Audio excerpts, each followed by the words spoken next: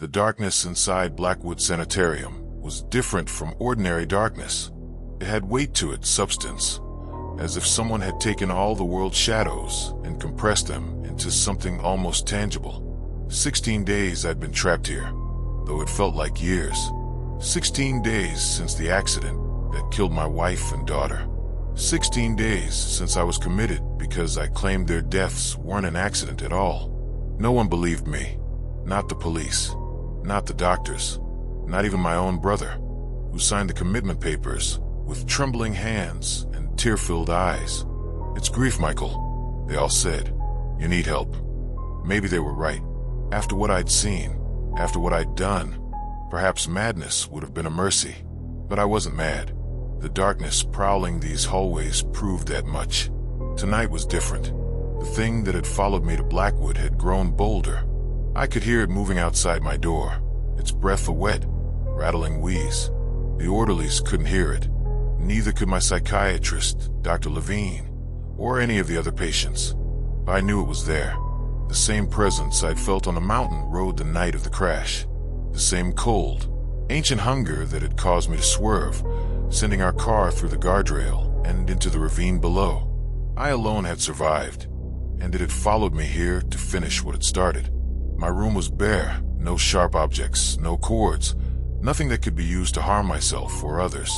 Just a bed bolted to the floor, toilet, and a small desk where I was permitted to write in my journal during designated hours. The journal was Dr. Levine's idea. Externalizing your thoughts can help process trauma, she'd explained. What would she think if she read what I'd written? The truth about what happened on that mountain road. The things I'd witnessed in the shadows of Blackwood. The whispers that came at night, speaking in my dead wife's voice. Tonight, the scratching at my door grew more insistent. The lock turned with a metallic click, though no key had been inserted. The door swung open slowly, revealing nothing but the dimly lit corridor beyond. Empty, save for the shadows that seemed too dense, too purposeful in their movements. "Hello," I called out, my voice embarrassingly weak. "Is someone there?"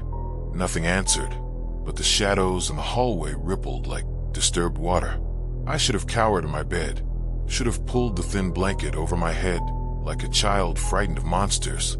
Instead, I stood up. Something was happening, something I'd been dreading since the accident, and I was tired of waiting for it. "Whatever you are," I said, stepping toward the open door, "I'm not afraid of you anymore." A lie, of course. I was terrified, but after 16 days of sedatives, therapy sessions, and pitying looks, I was also angry. Angry at what had been taken from me. Angry at being disbelieved. Angry at the thing that had destroyed my life and now toyed with me. The hallway was deserted.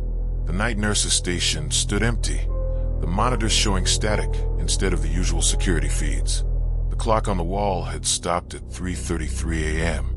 The air felt charged, like moments before a lightning strike. I moved down the corridor cautiously, bare feet silent against the cold linoleum. Something drew me toward the east wing, a section of Blackwood that had been closed for renovations. The double doors leading there were supposed to be locked, but they swung open at my approach, the hinges creaking in protest. Beyond lay darkness, so complete it seemed to devour the dim emergency lights that should have illuminated the way. But even in that darkness, I could make out a figure standing at the far end of the corridor. A small figure, a child's figure. "Emma," I whispered, my daughter's name catching in my throat. The figure didn't move, but somehow I sensed it smiling. Not Emma's bright, gap-toothed smile, but something else wearing her shape, using her memory to draw me in. "You're not her," I said, finding strength in the certainty. "She's gone." The figure flickered, like a television losing reception. For just a moment, I glimpsed what stood behind the child-shaped delusion, a towering mass of shadow with too many limbs and eyes that burned like dying stars. "What do you want from me?" I demanded. To finish what was started, came the reply, not in words but in impressions that formed in my mind like bruises. "You were meant to die with them." "Why? What did I do to you?" "Not what you did. What you will do." The words made no sense, yet filled me with dread. The darkness surrounding the figure began to spread, extending tendrils that crawled along the walls and ceiling, moving toward me with horrible purpose. I retreated, but the double doors had vanished, replaced by solid wall. The darkness encircled me, its cold burning into my skin like frostbite. Within it, I could see flashes of movement, faces pressed against the surface of the shadow as if trapped within, mouths open in silent screams. Among them were my wife and daughter. "Sarah, Emma," I cried out, reaching toward their imprisoned forms. Their eyes found mine, filled with recognition and desperate pleading. The shadows pulled them back, deeper into whatever impossible space existed within that darkness. "They are beyond your reach," the presence communicated, "as you soon will be." The shadows surged forward, enveloping me in their glacial embrace. I couldn't breathe, couldn't move. I felt myself being pulled downward, not physically but spiritually. My consciousness dragged toward a vast emptiness that had existed since before time. I had no defense against it. No weapon, no magic word, no salvation. I was alone in the darkness with something ancient and patient and hungry. Except I wasn't alone. The realization came suddenly, with absolute clarity. Throughout my life, through joy and grief, triumph and failure, something else had always been with me. Not the darkness, but its opposite. A presence I'd taken for granted, acknowledged only in the most superficial ways during occasional Sunday services. "Hallowed be thy name," I continued, the half-remembered prayer finding its way to my lips. The darkness writhed, the faces within it contorting in what might have been pain or rage. It pressed against me harder, trying to silence the words. "Praying to a God that allowed your family to die," it mocked, "that abandoned you to this place." To me, doubt crept in, cold and familiar. Where was God when my wife and daughter plunged to their deaths? Where was divine mercy during my 16 days in this sanitarium? The darkness sensed my wavering faith and surged forward again, wrapping around my throat like a noose. Then, from the depths of memory, came Sarah's voice, not the hollow imitation the darkness had used to taunt me, but a true recollection. She was sitting beside our daughter's hospital bed 3 years ago, when Emma had pneumonia. The doctors had been concerned. The infection was severe. I had raged against the situation, demanding second opinions, better treatments. Sarah had simply taken my hand and said, "Faith isn't about asking God to prevent suffering, Michael. It's about knowing you're not facing that suffering alone." Something broke loose inside me, a dam holding back years of ignored spirituality. I wasn't praying for rescue, I realized. I was acknowledging a connection that had always existed, even in my denial of it. "Thy kingdom come, thy will be done," I continued, each word feeling more right than the last. The darkness shrieked, a sound beyond human hearing that nevertheless vibrated through my bones. The pressure around my throat eased slightly. On earth as it is in heaven. Light bloomed in the center of my chest, not physical light, but something I felt rather than saw. A warmth spreading outward, pushing against the encroaching shadows. The presence roared in my mind. "You cannot banish me with borrowed faith. See what your God allowed." Suddenly I was back on the mountain road, behind the wheel of our car. Sarah sat beside me, Emma asleep in the back seat. Rain lashed against the windshield, the wipers barely keeping up. We were arguing about something trivial, which route to take home, I think. Then came the darkness on the road ahead, solidifying from the night itself. I swerved to avoid it. The guardrail gave way, and we were falling, the car tumbling down the ravine as Sarah screamed, and Emma woke in confusion and terror. See the truth. Your God did not save them. Your God did not care. But even as it showed me these memories, trying to crush my nascent faith, I saw something I'd missed before. As the car began to flip, there was another presence there. Not the darkness, but light. It enveloped Emma and Sarah in the final moments, their faces transforming from terror to sudden, astonishing peace. They hadn't died in fear. They weren't trapped in this thing's darkness. What I'd seen in the shadows was an illusion, a lie designed to break me. "Give us this day our daily bread," I continued, my voice stronger now. "And forgive us our trespasses, as we forgive those who trespass against us." The shadows burned where they touched my skin, but I barely felt it. The light growing inside me pushed outward with each word, creating a barrier between us. They suffer because of you. The thing raged, but its deception had failed. I had seen the truth. Lead us not into temptation, but deliver us from evil. The faces in the darkness shredded like tissue paper, delusions unable to maintain their form. The thing before me lost its human disguises, revealing what lay beneath, a void given sentience, hunger without purpose, ancient and cold and empty. For thine is the kingdom, and the power, and the glory, forever and ever. Light erupted from me, not from my chest now, but from every pore, every cell of my body. It wasn't white or golden or any color at all, but rather the absolute negation of darkness, the fundamental opposite of the void. The presence recoiled, its formless mass writhing in what seemed like agony. The shadows coating the walls and ceiling began to burn away, revealing the actual hospital corridor beneath. At the far end, the double doors reappeared, and in front of them stood two figures of pure light, one tall and one small. Though they had no faces I could discern, I knew them immediately. Sarah and Emma, not trapped, not suffering, but transformed. Sarah extended her hand, not toward me, but toward the writhing darkness that had tried to consume me.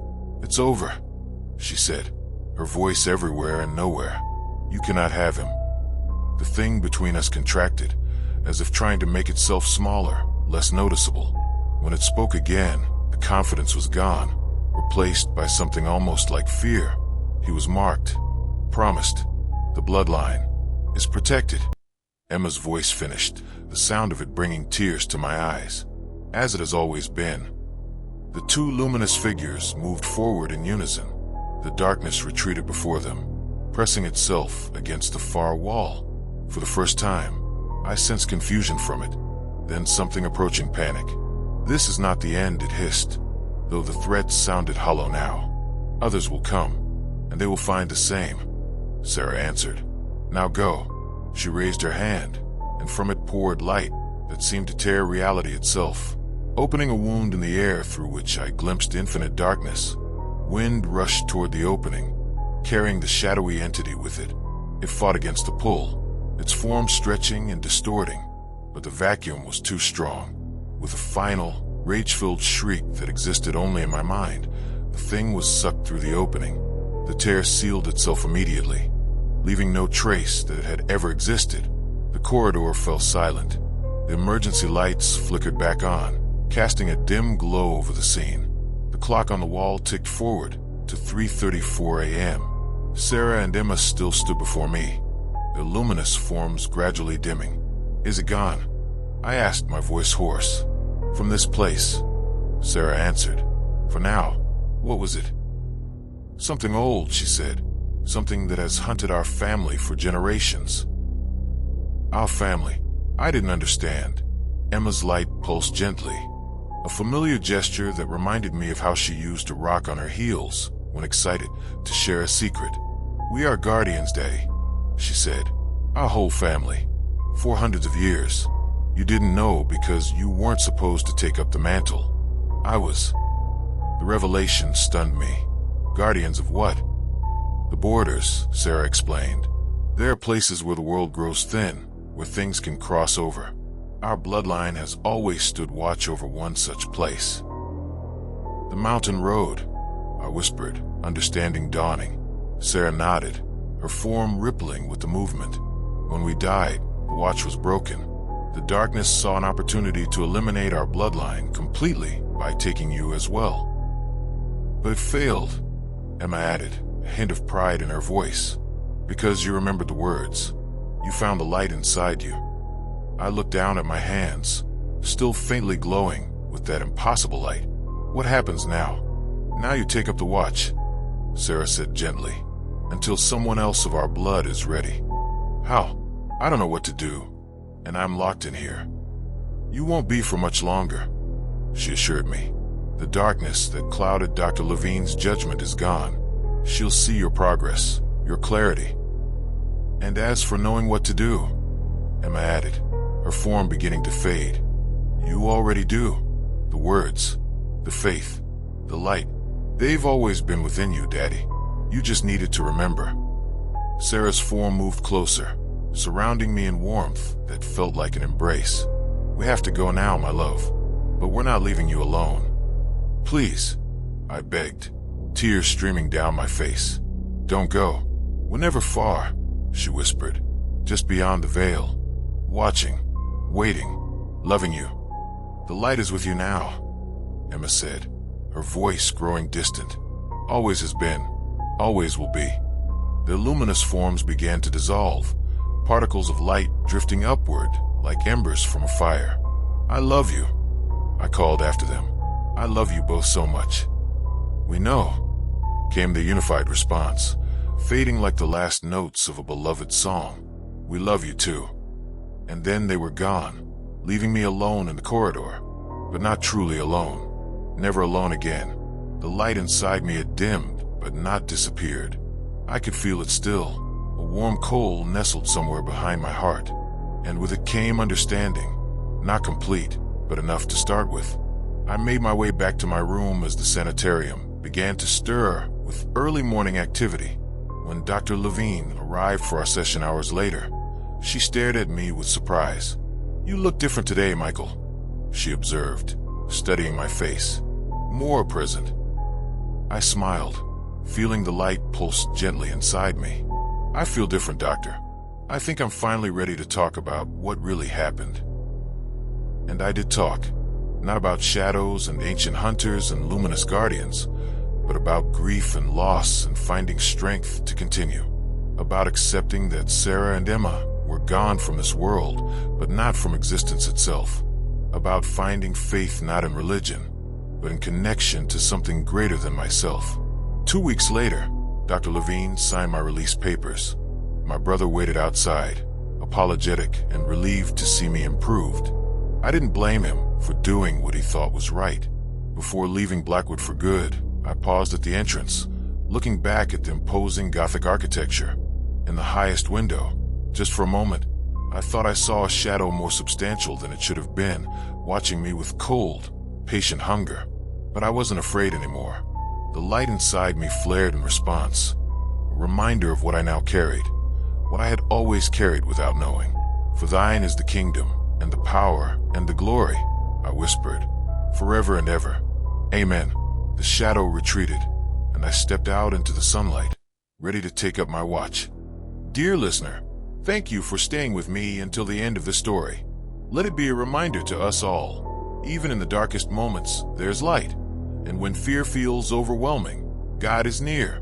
Subscribe to the channel so you don't miss more stories of faith miracles and the power of prayer in the deepest shadows of the human soul. Until next time, and may God watch over you.